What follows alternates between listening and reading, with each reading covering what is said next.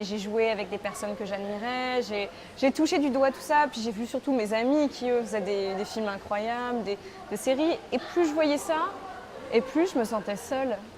Et je me suis mise à sortir pour aller dans des soirées, alors un peu de cinéma, les cocktails, les soirées des Oscars.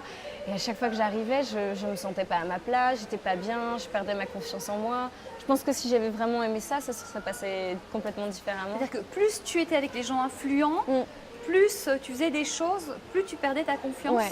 Tu peux Et puis expliquer? j'étais pas à ma place. J'allais dans les cocktails, j'aurais tout donné pour être rentrée, parce que voilà, c'est sur invitation.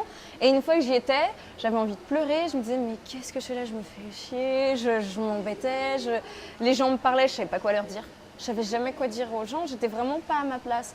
Mais pas parce que ces personnes n'étaient pas intéressantes, pas parce qu'elles étaient mieux ou moins bien. C'est vraiment parce que littéralement, je n'étais pas à ma place dans ma vie en fait. Tu en avais conscience à ce moment-là? Non.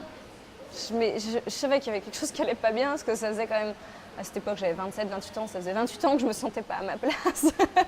Et c'était vraiment quelque chose de récurrent. Alors je me suis dit, bon, je fais partie de ces gens qui seront jamais forcément heureux. Je suis optimiste, je suis idéaliste, mais c'est pas pour moi ça. Tu te remettais toi en question plutôt que la situation. Ouais, voilà, c'est exactement ça. Je me remettais en question au lieu de remettre mon environnement que j'avais choisi.